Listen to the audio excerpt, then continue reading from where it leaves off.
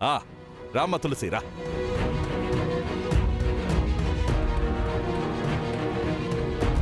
రా రా కూర్చో కూర్చో.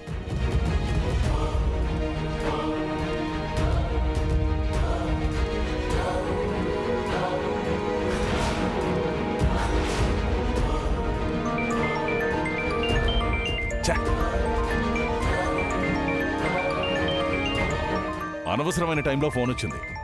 అమ్మ తులసి, నువ్వు అమ్మా నాన్నలతో మాట్లాడుతూ ఉండు, నేను ఇప్పుడే ఫోన్ మాట్లాడొస్తాను.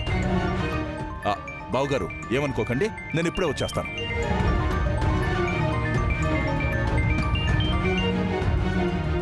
హలో, చెప్పండి.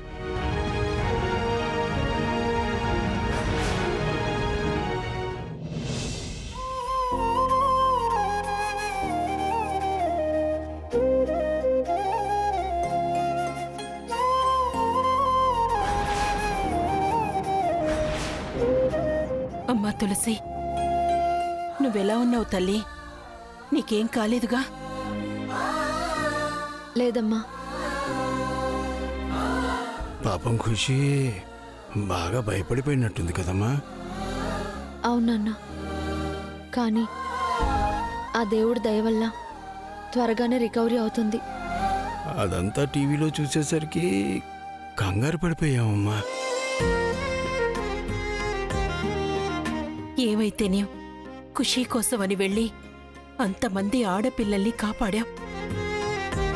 నీలాంటి కూతుర్ని కన్నందుకు నాకు చాలా గర్వంగా ఉంది తల్లి.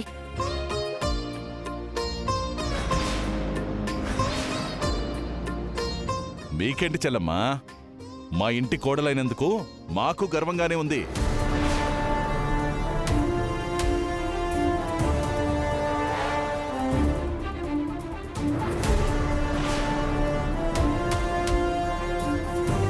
ఒంటరి పోరాటం చేసి 20 మంది పిల్లల్ని కాపాడడం అంటే మామూలు విషయమా బావుగారు?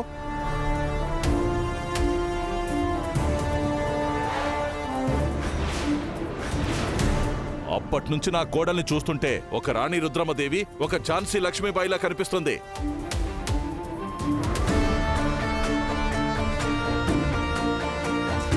వీరవనితల్లే కనిపిస్తుంది బావుగారు.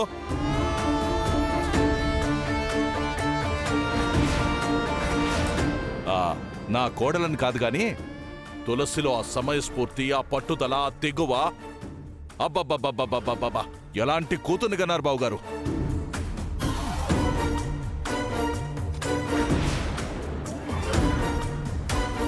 బామ్మ, నేను ఈ ఘోరాన్ని దారుణాన్ని చూడలేకపోతున్నాను. అసలు మావయ్యకి ఏమైంది రోజు?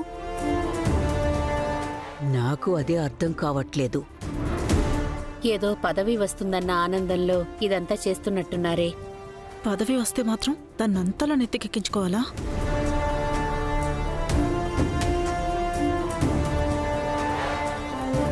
బామ్మ, కూర్చుని కనుసైగతో ఈ కుటుంబాన్ని శాసించేదానివి. ఇప్పుడు తులసి శాసించే స్థానంలో కూర్చుంటే నువ్వేమో నుంచుని దిక్కులు చూస్తున్నావు. ఏంటో బళ్ళు ఓళ్ళవడం, ఓళ్ళు బళ్ళవడం అంటే ఇదేనేమో. నిన్నిలా చూస్తుంటే నాకే ఇంత బాధగా ఉంటే ఇంకా నీకెంత బాధగా ఉంటుందో తలుచుకుంటేనే నాకు చాలా బాధగా ఉంది బామ్మ. వీడికి చిన్న మెదడు చితికినట్టుంది, అందుకే ఇలా చేస్తున్నాడు. చిచ్చి.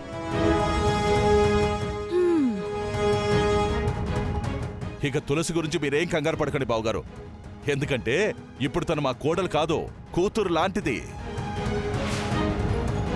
వేళకు దిష్టి తీయిస్తున్నాను, జ్యూసులు ఇప్పిస్తున్నాను, అన్నీ చూసుకుంటున్నాను బావుగారు. ఏమ్మా తులసి, అవునా కాదా? ఏమ్మా తులసి, అన్నీ నీకు టైంకి అందుతున్నాయి కదా? ఇంకాసేపు ఇక్కడే ఉంటే ప్రెగ్నెన్సీ మ్యాటర్ బయటపడేలా ఉంది.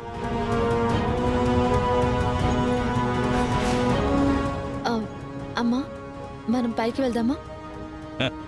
వెళ్ళండమ్మా. తులసి తీసుకెళ్ళమ్మా. అమ్మా, చెల్లి బావుగారు రెస్ట్ తీసుకుంటారు. విశాలాక్షి, ఇంకా చూస్తున్నావేంటి? వెళ్ళా ఏర్పాట్లు ఏవో చూడు. అమ్మా నీలిమా, వెళ్ళా బ్లాంకెట్లో పిల్లోసు అవన్నీ మార్చమ్మా. వెళ్ళండమ్మా, వెళ్ళండి. రండి. పదన్న. వెళ్ళండి బావుగారు, వెళ్ళమ్మా.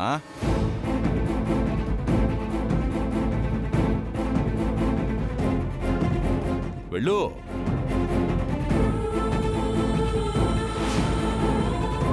నేను ఎంపీగా గెలిచేదాకా తులసిని కంటికి రెప్పలా చూసుకోవాల్సిందే, తప్పదు.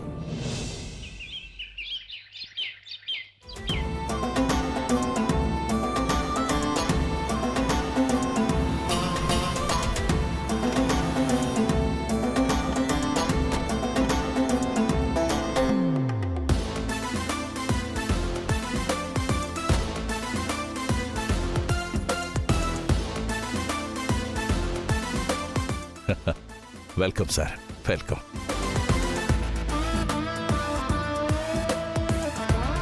సార్, మీరు నేషనల్ పార్టీకి ఈ స్టేట్ ప్రెసిడెంట్గా ఢిల్లీలో ఉంటారు.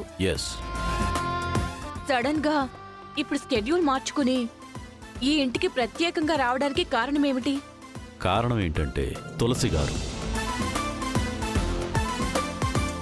తులసి కోసమని ఢిల్లీ నుంచి స్పెషల్ ఫ్లైట్లో వచ్చారా? ఎస్. ఎంతో పట్టుదలగా ధైర్య సాహసాలు ప్రదర్శించి అభంశుభం తెలియని పిల్లల్ని కాపాడిన తులసి గారిని అభినందించడానికి మా పార్టీ తరపునొచ్చాను.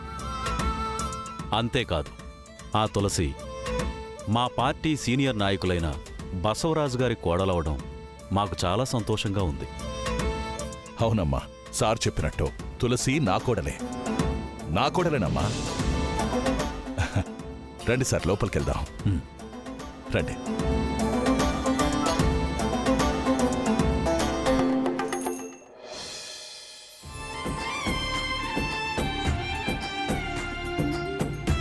కూర్చోండి సార్.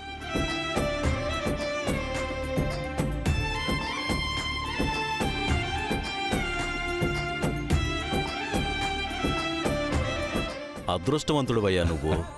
మీ కోడలి పేరు దేశమంతా మారుమోగిపోతుంది.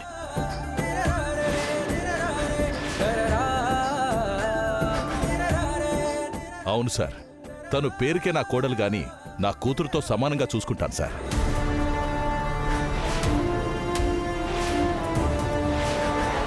నా బిడ్డలకి ఏ ధైర్య సాహసాలు నేర్పానో, ఏ దేశభక్తిని గుండెల్లో నింపానో నా కోడలికి కూడా అదే చేశాను సార్. వీడు నా కొడుకు బసవరాజేనా అసలు? చిన్న కొడలు బంగారం అయితే మరి నేనేంటి? అన్నట్టు వీడు నా కొడుకు సార్. నమస్తే సార్. తను మా అమ్మగారు సార్. నమస్కారం అమ్మా. నమస్కారం. నా భార్య విశాలాక్షి. నమస్కారం. నా పెద్ద కొడుకు, నా పెద్ద కోడలు. అందర్నీ పరిచయం చేసావు. మీ కోడలెక్కడయ్యా? విశాలాక్షి, వెళ్ళి తులసిని పిలు. అలాగేనండి. అందరూ తులసిని పొగిడేవాళ్లే. పాపం అని తీసుకొస్తే ఏకో మేకే కూర్చుంది. మీరు మాత్రం ఇలాగే ఉండండి, ఏం మాట్లాడకండి.